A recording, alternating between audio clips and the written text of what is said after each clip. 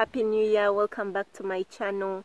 It's dedicated towards creating narcissistic abuse awareness, and more so from a biblical standpoint.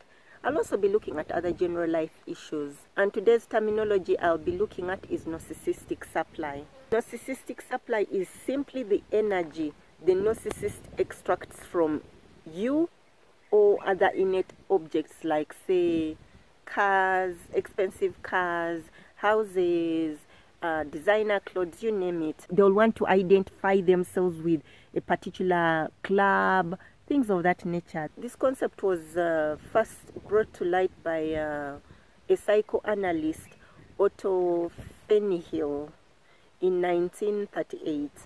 Any source of validation for a narcissist is supply, be it negative or positive. They will make you angry. They can make you, get upset, irritated, confused. That is supply. They get, maybe you're so excited, I've given you something, and you're over them, you're praising them, you're admiring them, you're literally exalting them, you're putting them on this pedestal.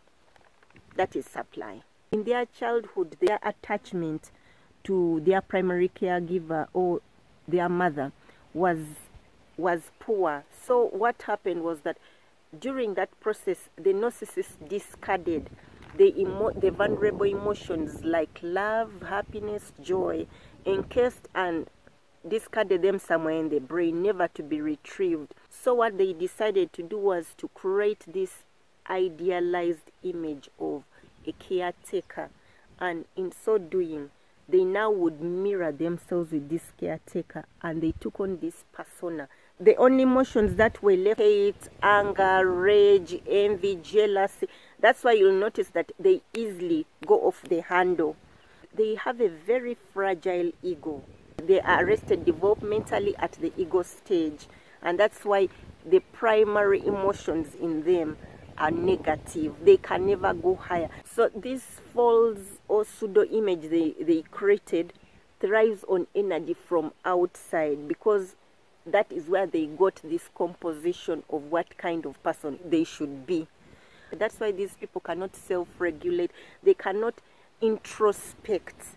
This explains why they will always have people around them. They cannot live on their own because they extract energy from the outside. As Christians, we are the temple of the Holy Spirit. The Holy Spirit lives within us. He's the down payment Christ promised us. For a narcissist to tell you that they are born again, they are lying. They are pathological liars. They cannot have an indwelling of the Holy Spirit, because what the Holy Spirit would have used was encased and discarded. And the other thing is that the Holy Spirit is the person who fills us, who validates us. We always talk of as greater is he that is in the inside of me than he that is on the outside. The narcissists don't have that. So each time the narcissist also claims greater is he that is on the inside than he that is on the outside. People, these are mind games these guys are playing. The church needs to wake up to these mind games. They are so insidious. They are manipulative, and when we are talking of manipulative, they are deceptive spirits. The Holy Spirit is the one who helps you regulate all this. Without the Holy Spirit, they are empty. These are empty vessels. They are a moving abyss. That's why they will need people from the outside to give them that energy flow. Positive, negative, they'll keep extracting this fuel from whoever is around them. Narcissists have different types of supply. There's the primary supply. This is where you'll find it's either the spouse or partner and children. In this case, the partner. When they are first with the narcissist, they will give their all at the beginning. But over time, these people get tired of giving these people their attention, being the punching bag or emotional punching bag. They start withdrawing their energy.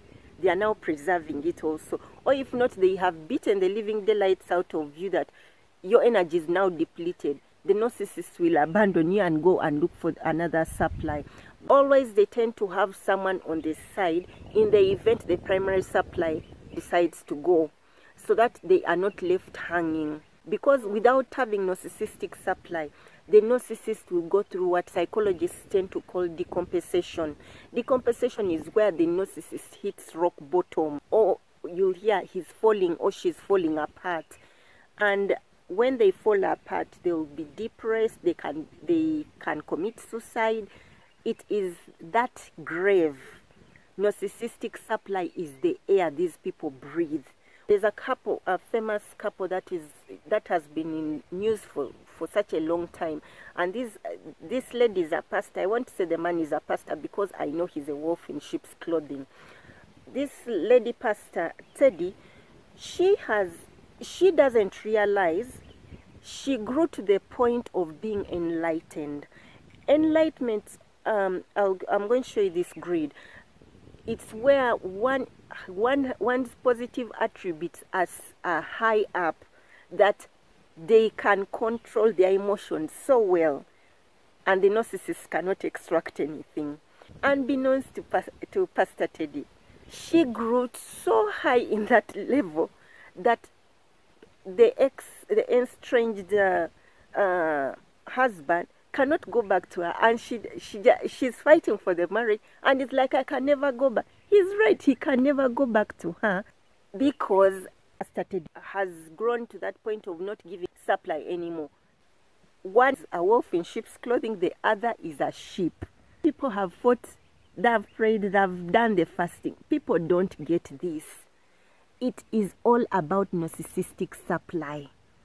The new woman, she's an enabler.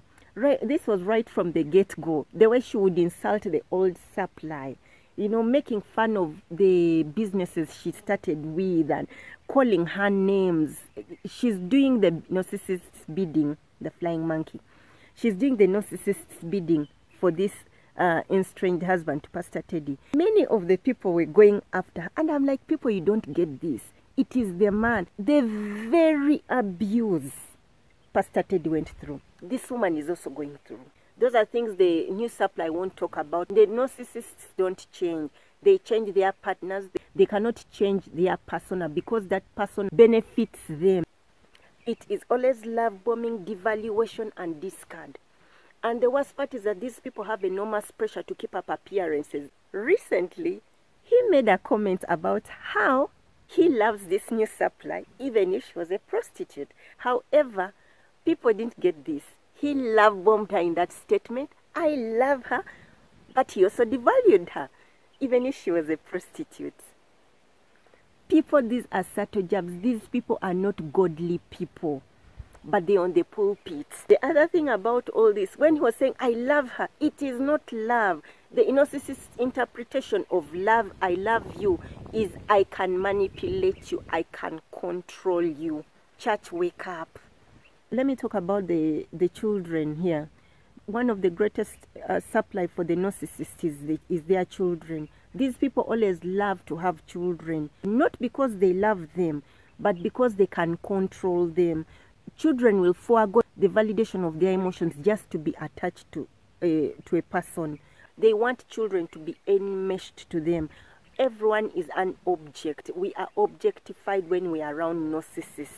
If a child is having an emotionally stable parent who is nurturing them, the narcissist is going to find a huge challenge, because this emotionally secured parent is giving this child autonomy and encouraging the child to exercise their autonomous 3D self, while the narcissist wants that child to be under their control. So the child must lose who they are in order to be like the narcissist. When they become preteens or teenagers, the narcissist has it rough because these children get rebellious. This is why you'll see a power struggle. The child wants to be an autonomous 3D self. The narcissist wants that hand of control upon them.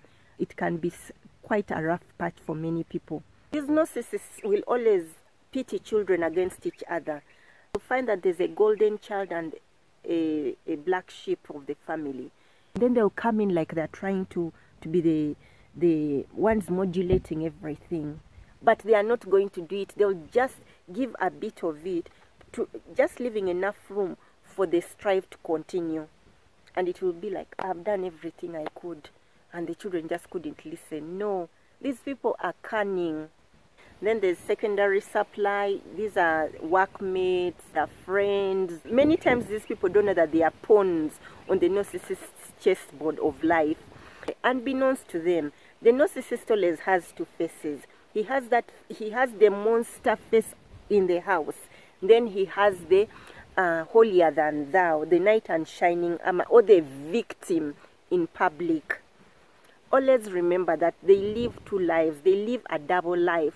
There's the private and public. Their private life is different from their public life. They use their charm and charisma to draw people into their circles.